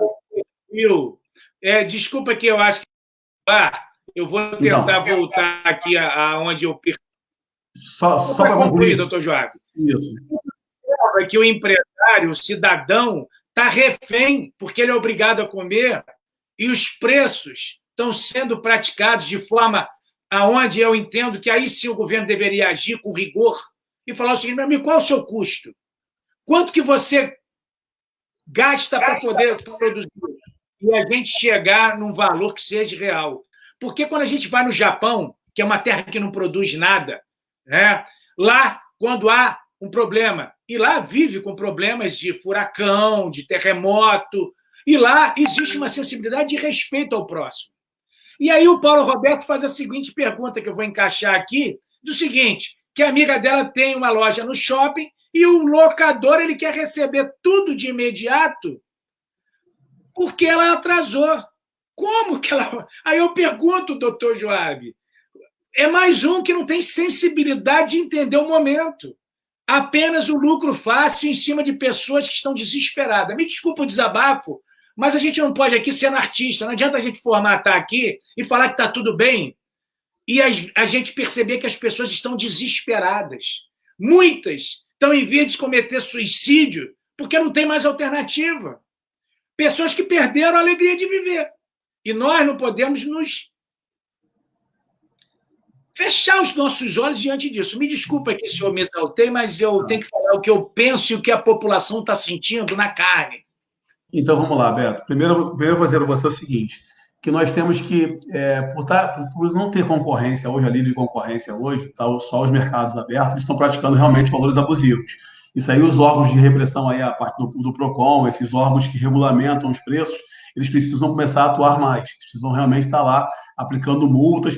E, acima de tudo, tem que abrir o comércio. Quando você abre o comércio, se do lado lá o cara pratica um valor, do seu vizinho pratica outro, vão para um valor menor. O produto é o mesmo, então o produto menor. Quanto maior a escassez de produto, maior vai ter o valor. A oferta, quando ela diminui, a tendência é aumentar o valor do produto que você está buscando. Então, a solução é abrir mesmo o comércio. Eu vou usar uma frase aqui de um autor, que eu não me recordo o nome dele, não sei falar o nome dele, porque pronunciar o nome dele, porque é inglês, eu não falo outra língua, não sei o português muito mal falado. Diz o seguinte: quando estiver caminhando, quando estiver passando pelo inferno, continue caminhando. Ou seja, cara, nós estamos no meio do inferno, não dá para parar. Se as pessoas pararem agora, elas vão estar dentro do inferno, tem que continuar caminhando. Então, assim, você falou do Japão, eu vou te dar uma cultura bacana do Japão. No Japão, o japonês pede para o seu patrão lá um aumento do salário dele. o patrão diz que não pode aumentar o salário dele porque já está no limite. Sabe o que o japonês faz? Ele trabalha de 10 às 5. 5 horas da tarde, ele bota uma tarja preta no braço, trabalha até às 10 da noite para mostrar para o patrão dele que ele tem o direito de que ele é bom e tem o direito de receber o aumento. Aqui no Brasil, você fala isso, o pessoal te bate. Porque se for trabalhar, você é peleiro, tá furando a greve. Então, assim, culturas de fora, nós temos várias, não aplicamos nenhuma. Nós não temos essa aplicação, não temos. As pessoas ficam assim, eu quero olhar para o meu umbigo. Se eu estou bem, eu que se exploda o restante. Esses dias eu estava até falando com um amigo meu, às vezes eu fico constrangido. Um amigo meu me liga e fala, Joab, eu estou numa situação muito ruim. Aí eu quero ir embora do país. Se eu disser para ele que eu estou feliz da vida, que eu não vou embora do meu país nunca, ele vai ficar chateado comigo. Ele vai dizer, pô, o cara quer me roubar. Não é isso.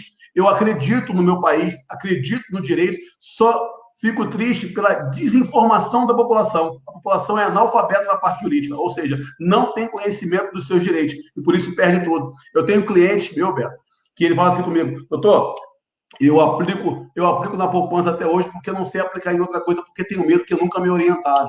Eu tenho pessoas que falam assim, como é que fulano consegue viajar e o cara viaja pela milhagem do cartão dele? Eu tenho pessoas que compram carros e aí paga lá o dinheiro à vista do carro porque tem medo de comprar financiado e não conseguir pagar, mas ele tinha o dinheiro à vista que podia aplicar no negócio dele. A falta de informação. Eu criei um método do meu canal nas minhas redes sociais, método Connect Plus, é um método Conectar Mais. São 30 bons hábitos só para empresário, para as pessoas que querem empreender, do começo até chegar a uma empresa de sucesso. Porque como eu, graças a Deus, na minha vida tive sucesso, sou o 12º de 13 filhos, cheguei onde cheguei, eu tento transmitir para as pessoas essa situação que você também consegue fazer. Você vai ver que tem pessoas que não conseguem lidar com situações. Exemplo claro. É claro que essa pandemia hoje está demonstrando a nossa incapacidade na parte dos hospitais. Não é pela pandemia, a gente sempre foi falido, a saúde sempre teve a sua falência. Nós mostrou essa incapacidade da parte de informática. Você percebe aí, a sua velocidade de internet, quantas vezes já não saiu a sua internet aí? Agora, as pessoas estão utilizando mais, eles vão ter que se aprimorar, aí fazem sempre em cima da hora, na correria. As pessoas vão ter que começar a comprar através de computador, vão ter que começar a se proteger, se blindar dos golpes. Tem muito idoso caindo em golpe, mandando senha por telefone, mandando senha por computador, fazendo compras de empresas que não existem. Tem pessoas que se aproveitam nesse momento para tudo. Tanto aqueles que estão lá trabalhando em empresários sem coração, sem escrúpulo, como você falou, botando o preço lá em cima, como aqueles que querem ganhar dinheiro com estelionato. Então, assim, e a lei penal, até para concluir, a lei penal, ao meu ver, às vezes fala que o advogado criminalista, quando eu atuo na parte criminal, que eu sou criminalista, as pessoas falam assim, doutor Joab defende bandido. Aí eu falo assim, engraçado, mas eu nunca mudei a lei. A lei hoje foi mudada. O estelionato era uma ação pública e incondicional. Hoje, se você sofreu um estelionato, qualquer uma pessoa, se não for contra o poder público, menor ou idoso, você precisa representar. O que você precisa fazer? Contratar um advogado para defender o seu estelionato. Está você novamente sendo vítima. Vítima para o estelionato, vítima de novo tem que contratar um profissional para te defender, para buscar os seus direitos. Ou seja, acusar uma outra pessoa porque o Estado passou isso para o privado. Quem fez essa mudança? O governo. Eles, infelizmente, a população, ela não é leiga, ela não tem conhecimento, ela é leiga na parte jurídica. É isso. Mas, doutor Joab, até a Claudete Moraes fala assim, os remédios também subiram assustadoramente, é verdade. Ivermectina está sendo utilizado por algumas pessoas porque levanta a imunidade. Ele custava R$ 9,00. Tem farmácia vendendo a 80. Mas se você pegar a nota fiscal, aí me dá um gancho aí. Como é que a gente consegue resolver isso juridicamente falando, tá? Quando eu entro com a revisão hoje de um contrato bancário, tá? Eu fiz um empréstimo lá. O banco, quando eu falo lá juros de anatocismo, o banco, para se defender, ele precisa provar da onde vem a origem que vem aquele dinheiro. Porque ele pode dizer assim, o dinheiro, eu estou usando dinheiro de fora, por esse motivo os juros é mais caro. Ele precisa provar. Da mesma forma que a pessoa está comprando remédio hoje, se chega lá um órgão do PROCON, ele vai pedir o seguinte, me dá a remessa que você comprou do seu fornecedor. Se tiver lá na remessa o mesmo valor que ele praticava com R$ 9,00 e ele agora está vendendo 80, ele inclusive pode ser multado e pode sofrer várias sanções na área administrativa. O maior problema é que as pessoas não reivindicam o seu direito. Ela paga 80 porque ela está olhando para o dinheiro dela. Se eu tenho condições de pagar 80, eu não vou reclamar. Se ela é aquela pessoa que pega 80, tem condições, paga, mas reclama, ninguém para trás vai conseguir pagar. Mas vai passar por isso. Mas como ela consegue pagar e o remédio, eles colocam como se fosse a salvação do mundo, corre todo mundo. Coitado daquele que não consegue ter R$ 80 para pagar o remédio. É Não, isso. inclusive o Alves e o Rodolfo estão afirmando aqui que o PROCON não fiscaliza. E, na verdade, os fatos, o governo do Estado, de cada Estado, e a União têm órgãos fiscalizadores eficazes para exatamente verificar a que preço esse produto está saindo da indústria e quanto ele está chegando no supermercado. E a gente poder perceber quem está inflacionando esse produto. E, na verdade, eu vejo governos perdendo tempo em vez de agir aonde eles deveriam agir, que é exatamente dar ao cidadão de bem a condição de poder comer, porque hoje a gente não está falando nem de ter uma boa vida. Hoje nós estamos falando de sobrevivência.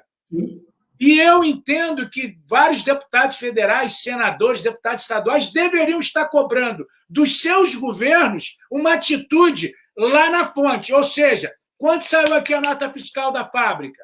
Quanto que chegou lá no supermercado? E saber quem é esse atravessador, se é o dono do supermercado que está inflacionando esse preço, para que as pessoas não passem o que estão passando. A gente percebe que tem gente que vai ao mercado, gostaria de levar arroz, feijão, farinha para casa, mas não consegue, porque o preço ele subiu assustadoramente. E há uma falta de sensibilidade, há uma falta de respeito ao cidadão que atravessa esse momento. E os governos era fundamental que pudesse atuar nesse momento. Por quê? Porque não vai cobrar nada de ninguém. Agora, preço abusivo, como o senhor falou, o remédio estava sendo vendido a 9, foi a R$80, pega as duas notas fiscais, entre na Justiça com a Defesa do Consumidor e pleiteie o seu direito. E é isso que nós temos que fazer. Só que as pessoas já perderam a confiança nas instituições. Infelizmente, a gente está vivendo um mundo de muita fake news, onde vem uma informação onde você acredita que seja verdadeira e daqui a pouco você é surpreendido, porque nem isso as pessoas estão respeitando. E a gente observa aqui uma questão que o Alves está falando aqui, que em São Paulo e Minas existe a fiscalização do PROCON, por que no Rio de Janeiro isso está parado? E realmente, se a gente observar, Niterói tinha um PROCON ali na Amaral Peixoto com o Visconde Sepetiba. Ele desapareceu. Quem faz esse trabalho em excelência hoje é o CODECON da Câmara Municipal de Niterói. Só que a gente fica pensando como que pode, nesse momento onde a fiscalização assim deveria funcionar, para que esses mercados, esses empresários e que produzem esses produtos sejam acionados para que eles cheguem e apresentem o porquê desses preços tão abusivos. Então, Beto, você sabe que existe alguns mecanismos de defesa também. Você tem lá o Ministério Público que se regula essa parte de consumidor. Eles entram com ações civis públicas, ou seja, é legitimado para entrar com ação civil pública para apurar essas irregularidades. Nós temos também alguns representantes que podem entrar com ações coletivas, que são alguns representantes do povo, que eu na realidade, quando a gente entra na parte de política, eu, por ser um cara apartidário, não tenho vínculo nenhum político, eu sempre digo o seguinte: falta interesse. Falta interesse tanto da sociedade, falta interesse dos órgãos de representação. Você vê que o próprio Ministério Público poderia estar, sim, atuando conjuntamente com esses órgãos para poder não deixar isso acontecer. Efetivamente está acontecendo. E se você pegar, é muito fácil você pegar uma nota fiscal e provar que esses juros estão sendo abusivos, mas volto a te falar, a gente vai voltar novamente para o início do vídeo, da live. Nós estamos sem concorrência. Você não tem parâmetro hoje de mostrar uma concorrência mais efetiva, de demonstrar... Quer ver? Você falou de São Paulo. Aquele Celso Russomano, que se elegeu lá por São Paulo, ele vive fazendo esse plantão. Eu sempre vejo, ele não é advogado, ele é bacharel em direito, mas ele vai nos mercados, ele pede lá a nota, porque você é o seguinte: você não precisa de um órgão para você fazer isso. Você pode chegar e dizer assim: me dá aquela nota, comprei, R$80. Vai no deu, olha, comprei por R$80, vou no judiciário, mas em qualquer lugar que você possa discutir aquele valor abusivo, porque a defesa da outra parte é demonstrar que ela comprou mais caro. Então você imagina o seguinte: eu vou discutir isso aonde? Aonde convém discutir isso? No judiciário, nos órgãos de defesa e proteção, eu vou mostrar que estou sendo lesado, que eu estou comprando pela necessidade. Existe uma coisa que eu sempre digo para as pessoas: a necessidade faz o momento. E esse momento chegou. Você acha que para os mercados, as pessoas não abrirem os mercados, todas as pessoas ficarem em casa não é bom? Você acha que as redes como essas televisão, canal de televisão, essas emissoras, não é bom que todo mundo fique em casa? É claro que é bom. Para a Enel não é bom, para Sky, para claro que é bom, para Vivo. As pessoas estão usando mais, estão em casa consumindo. Só que chega um momento que elas estão se consumindo. É aquilo que eu te falei anteriormente. Não adianta você falar para a pessoa o seguinte: eu vou te dar R$600, você tinha uma conta de luz de 200, agora está pagando 600. Por quê? Porque você ficou mais tempo em casa, você trabalhava o dia inteiro, ficava em casa só à noite. Agora você está integralmente, quando você recebe aqui, paga aqui. Ou então você pega lá o seu dinheiro e vou para capital de giro, com a sua empresa fechada, só pagando o seu capital de giro sendo consumido, com aluguel, com luxo, com condomínio. Que capital de giro é esse? Está girando o quê? Não está girando nada. Então, é muita política desnecessária, muita política feita de forma errada, mas eu pergunto a você: quem faz todos esses investimentos? Escuta algum advogado? Você vê algum advogado lá do lado orientando? Não. As pessoas fazem o seguinte: ó, eu vou fazer para a grande massa bater palma e votar em mim na próxima eleição. Infelizmente, ele não olha para o advogado e já deixa claro que você está, Roberto. Esses dias um amigo estava me perguntando, porque eu tenho várias pessoas, vários seguidores das redes sociais, eu atuo muito nas redes sociais, tem canal no YouTube, tô lá, a parte do YouTube, do Facebook, Instagram, eu sempre procuro estar orientando as pessoas, me perguntaram se eu tinha pretensão política. Se um dia olhar o meu nome em qualquer santinho, pode tacar fogo, não sou eu. Eu sou advogado por convicção. Deus me deu a melhor profissão do mundo. Porque quando todo mundo estiver em ruína, não puder falar, eu estarei de pé falando pelo povo. E é ser advogado. Doutor Jorge, nós estamos já com 1h30 de live, eu acho que foi assim, muito esclarecedor, produtivo.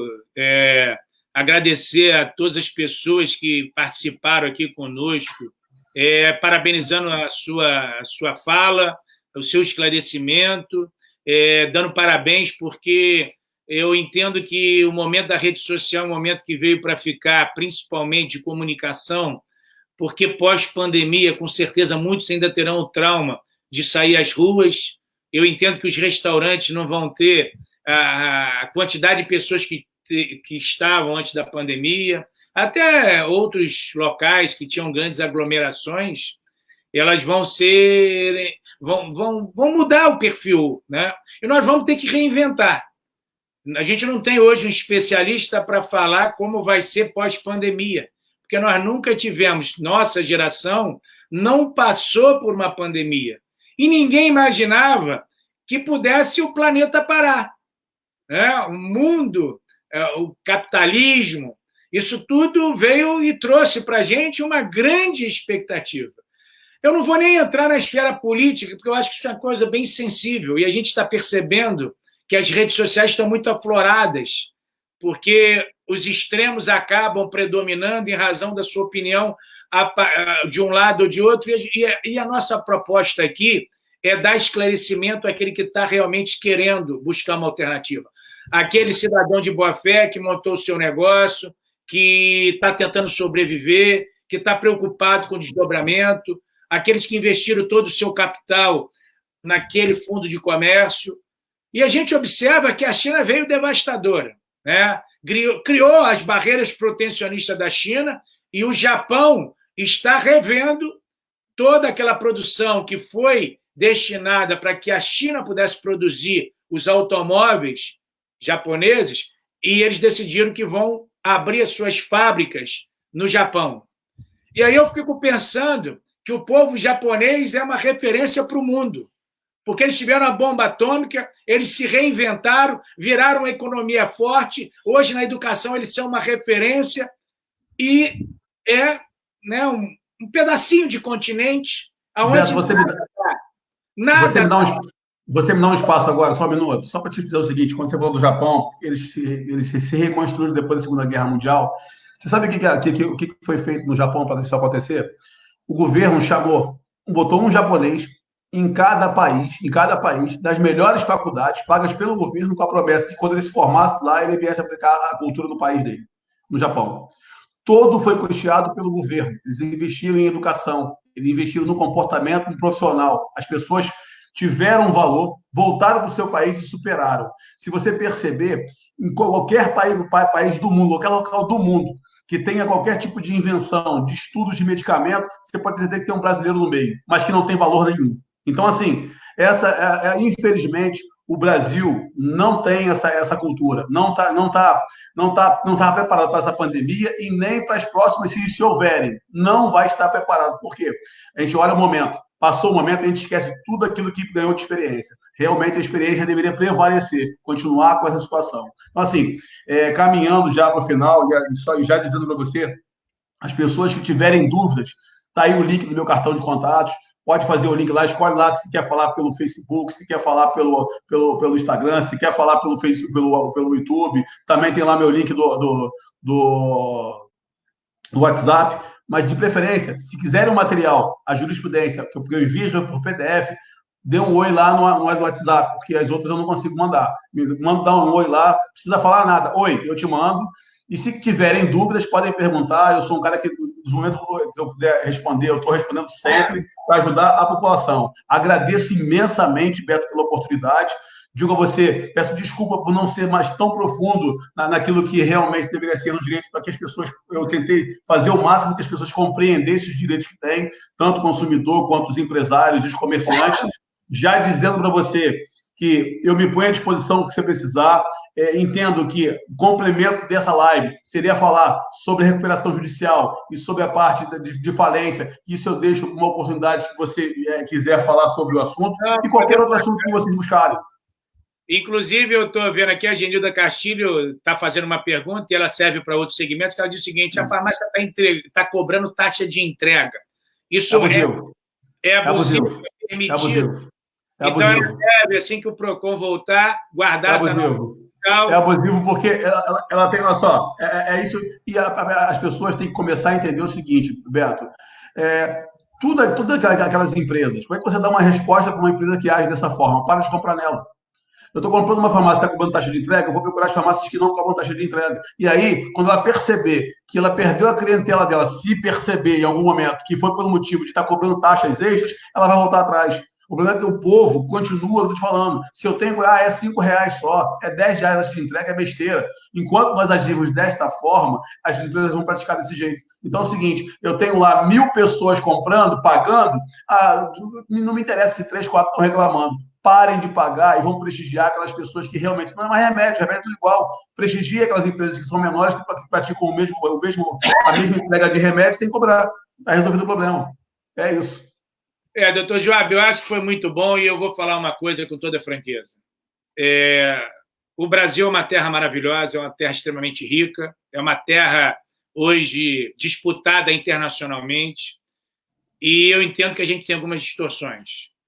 Mas nós precisamos entender que esse país aqui ele é fantástico, com uma dimensão territorial que tem várias riquezas naturais e minerais, e o povo precisa se conscientizar que nós estamos vivendo uma transformação.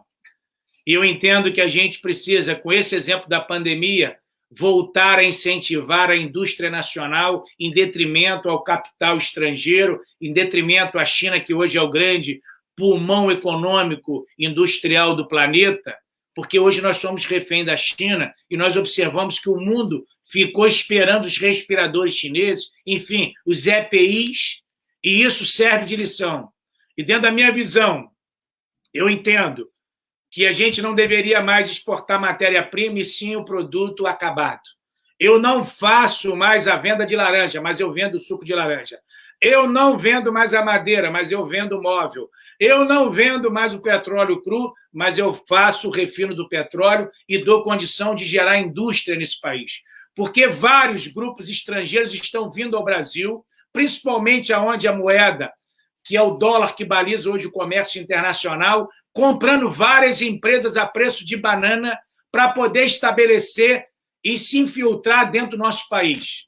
E isso nós não podemos permitir. O capital nacional ele tem que ser dos brasileiros para os brasileiros. E JK, quando pensou num país que pudesse fazer 5 anos em 50, nós temos que rever tudo isso. Ou nós vamos perder o direito à liberdade. porque eu tenho percebido que vários depoimentos através do YouTube, através do Google, das redes sociais, têm sido censurados quando você aborda determinados assuntos internacionais. Isso é sério. E se nós não tomarmos uma atitude, nós vamos ter sérios problemas no futuro, porque teremos monitorado o nosso direito à livre liberdade de expressão. Quero te agradecer, doutor Joab. Deixa eu só deixar uma mensagem. Eu posso, se você me permitir, deixar uma mensagem para os empresários. Se você puder deixar uma última mensagem para os empresários, eu gostaria. Você, empresário, não desista. Vamos pensar agora, vamos ser otimistas, vamos pensar que nós temos uma oportunidade ímpar, Beto. Ímpar. Por quê? Porque antigamente as pessoas que ganhavam dinheiro queriam correr para a Bolsa de Valores, para a aplicação, ali era o meio de vida das pessoas. Agora não, as pessoas voltaram, esse dinheiro vai ter que sair agora, os investimentos hoje nas aplicações não estão rendendo mais, vai ter que vir aqui, ó, da força do trabalho, da expertise de cada um. Todo mundo que estava muito, muito lá em cima desceu para o seu nível. Agora está todo mundo saindo do marco zero. Agora vai prevalecer aqueles que têm determinação, força, fé e muito esforço e trabalho. Essa máquina tem que girar. E se nós, que não desistimos, continuar girando e com força, determinação e conhecimento, pedindo que Deus conduza os nossos caminhos, nós seremos vitoriosos. Muito obrigado pela oportunidade, obrigado a todos. Eu estou nas minhas redes sociais, quem quiser lá compartilhar e se inscrever no meu canal do YouTube, lá nas minhas redes sociais, eu sempre recebo e tiro todas as dúvidas que precisarem. Muito obrigado pela oportunidade. Joab, eu quero agradecer a sua participação, agradecer aos internautas que participaram aqui, foram assim, bem participativos, com várias perguntas, interagindo conosco. Eu entendo que o comerciante, o empresário, o microempreendedor pôde ter uma noção exata do que a legislação hoje contempla. Eles têm que buscar o direito deles, eles não podem desistir.